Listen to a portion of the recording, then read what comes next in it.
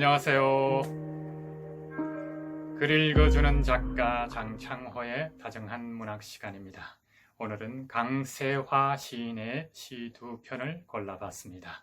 화자와 시인이 동일한 경우에 그 화자가 한 대상에 대해서 어떻게 동일시하고 공감하는가 하는 문제와 어릴 적 한 사건으로 인해서 트라우마로 자리하고 있음에도 그것을 전환하여 시로 성화시키는가 하는 문제를 이야기해보고자 합니다.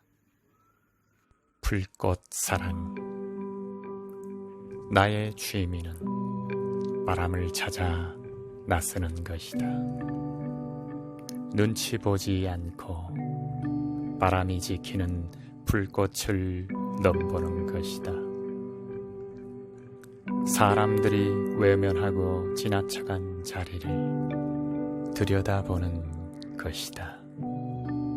마음 다치지 않게 몸을 낮추고 볼 수 있는 불꽃하고 눈 맞추는 불꽃을 싸고 도는 바람결에 끼어드는 것이다.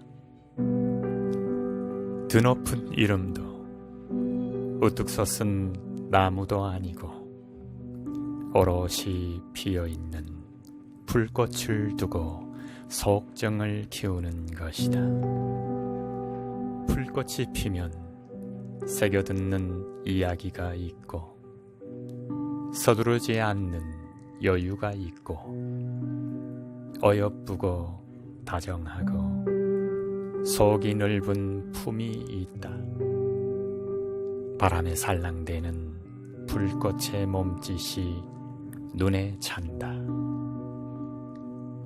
간섭하는 생활을 벗어나 숨어 사는 아픔도 벗어나 불꽃을 가까이서 보고 있으면 위로가 되는 노래도 들린다. 내가 내게 허락하는 시간이 좋다. 시 불꽃 사랑은 화자와 시인이 동일한 경우입니다. 바람을 찾아 나서는 것이 나의 취미다 라고 시인은 선언하듯이 진술하고 있습니다. 취미가 진짜 바람을 찾아 나서는 거라면 얼마나 고상합니까? 그 바람이 모여 있는 곳에 한 대상이 있는데 그것이 바로 불꽃입니다. 바람을 찾아 나서는 것은 결국에 불꽃을 찾으러 나서는 것이 아니겠습니까?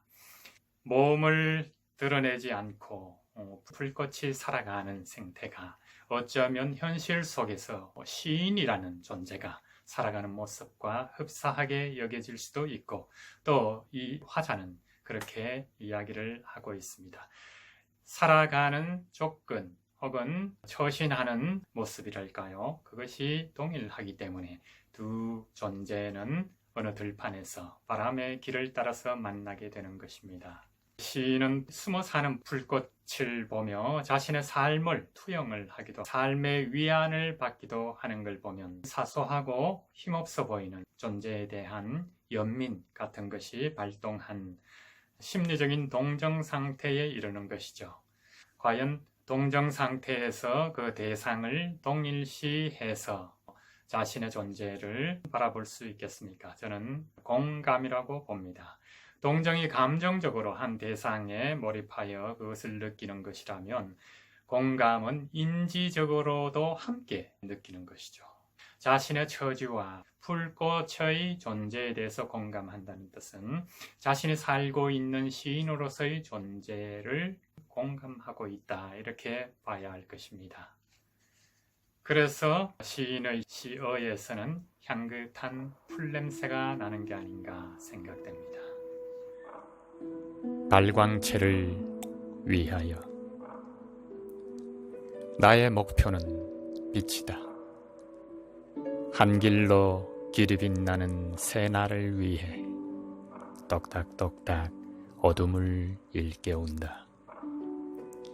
오래 몸담고 지켜야 할 집을 지을 결심을 추스른다.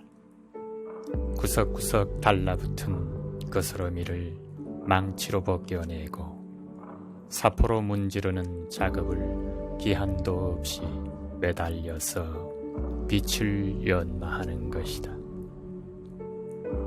길갓집을 지으면서 간섭과 충고와 격려와 우려가 대개는 언짢은 소리를 흘리고 돌아설 때 어쩌다가 희망 섞인 음성이 들리면 비명 같은 환성을 지르고 달려나가 절하고 싶은 충동을 느낀다.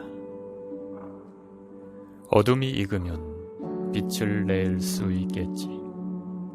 속을 다지면 빛이 나오겠지. 소태나무 열매가 검붉게 익을 때까지 속내를 단련해야 한다. 대장간을 차리고 무쇠를 다그치듯이 풀무에 달군 신념을 때리면서 밖으로 소리 안 나가게 근육통을 감추는 일도 버겁다.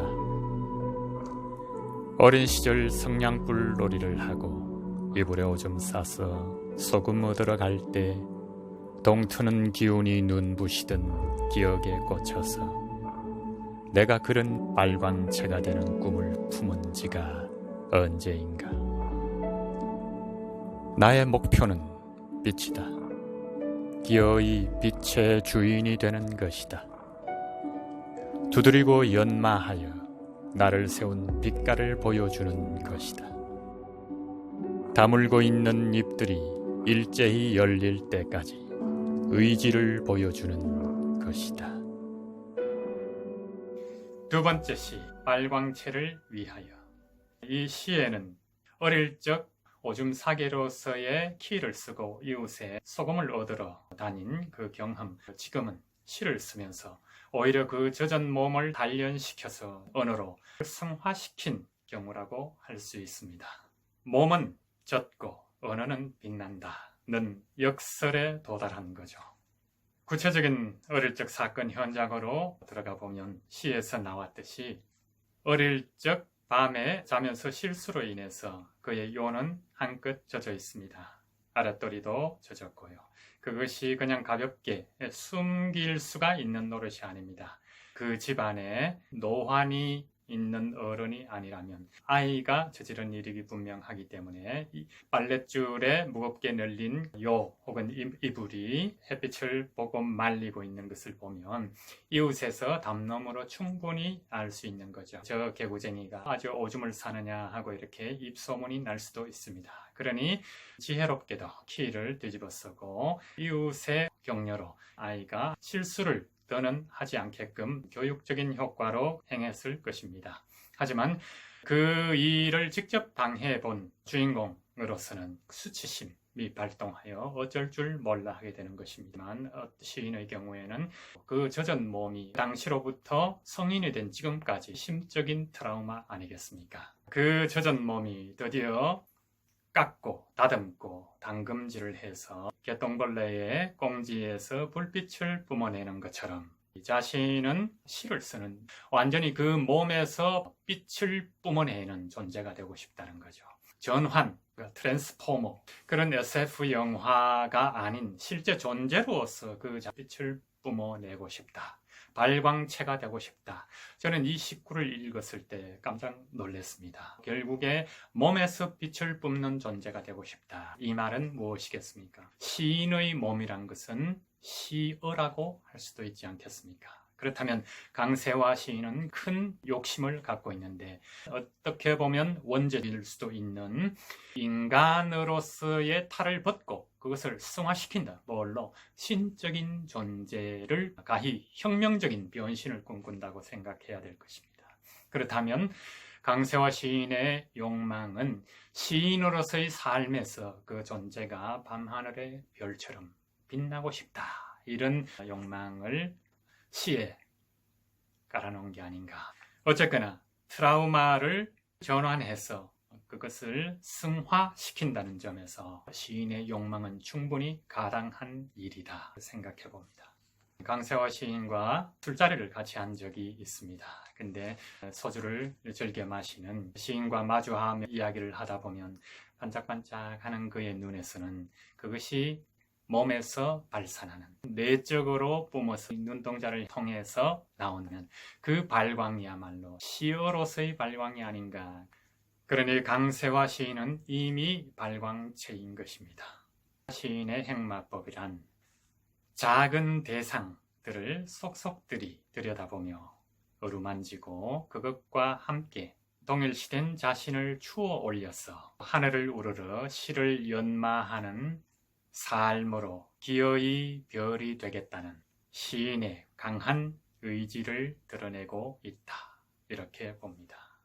오늘은 한 대상과 어떻게 공감하며 그 대상은 화자와 동일하고 이 화자는 트라우마를 긍정적 보상으로 전환시켜서 오랜 시간 다듬어온 풀향기가 배어나오는 시편을 감상했습니다. 다음 시간에 또 다른 좋은 글로 여러분을 찾아뵙겠습니다.